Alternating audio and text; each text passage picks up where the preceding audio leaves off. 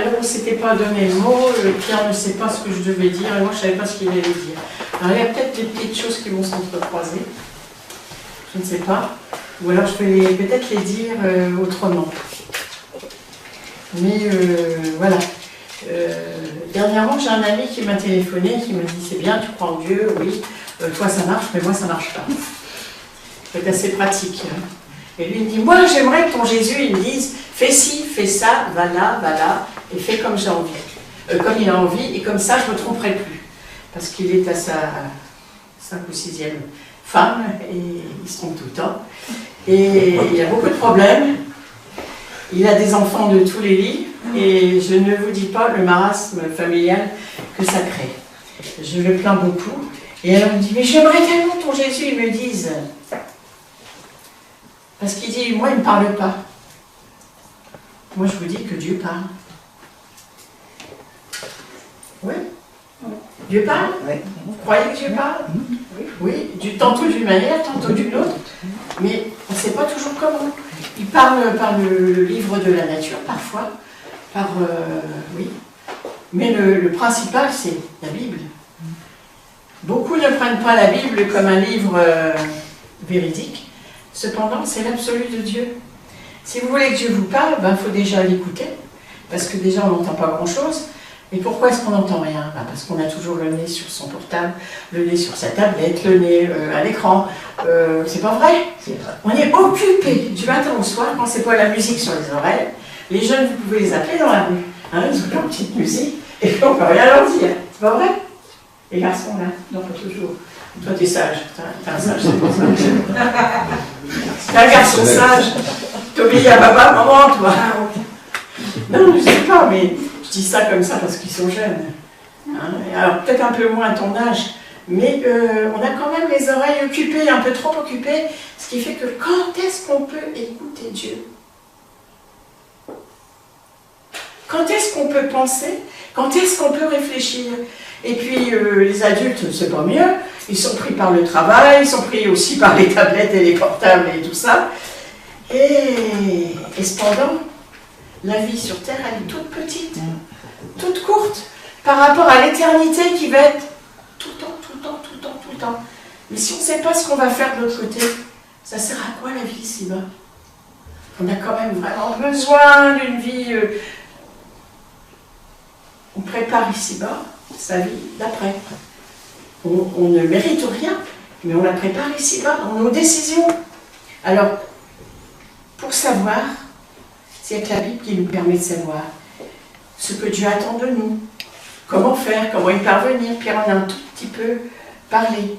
Mais moi, je voudrais vous lire un texte, juste un petit texte qui est tiré des Actes des Apôtres et qui est toujours d'actualité.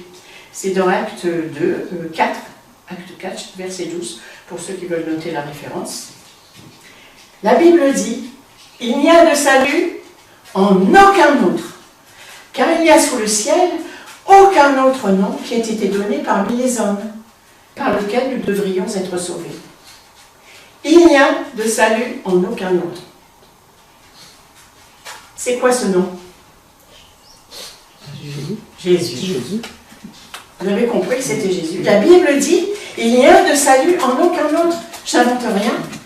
Car il n'y a sous le ciel aucun autre nom qui ait été donné parmi les hommes par lequel nous devrions être sauvés. Vous pouvez le retrouver dans votre Bible. Et le nom Jésus, c'est pas celui de Confucius, c'est pas celui de Bouddha, ni d'Allah, ni tous les faux dieux de toute la terre, et toutes les mythologies, et tous les ismes, je sais pas quoi.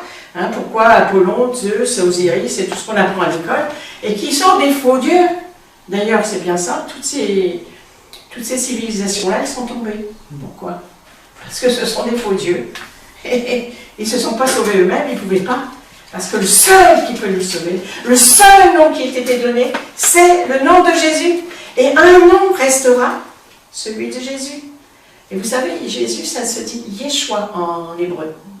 Et Yeshua, la signification en hébreu, c'est celui qui sauve. Alors nous, quand on dit Jésus, on ne le comprend pas, mais les Hébreux, quand ils le disent, ils le comprennent. Parce que c'est celui qui sauve. Il est important de savoir qui l'on adore. Il ne faut pas adorer n'importe qui. Maintenant, vous mettez des Bouddhas partout.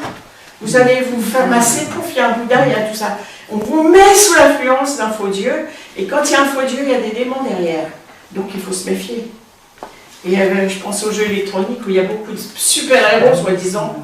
Ben, les super-héros, hein, ils sont virtuels, ils n'existent pas. Mais Jésus, lui, c'est le super-héros qui existe.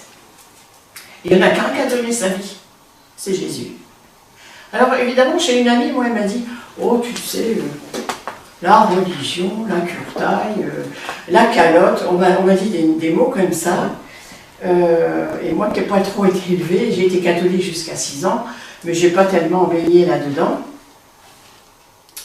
Mais est-ce que c'est parce que vous avez eu un mauvais repas, ou par exemple vous avez mangé une mauvaise moule qui vous a rendu malade, et vous ne mangez plus de moule seulement? Non? Vous en mangez quand même. Bon.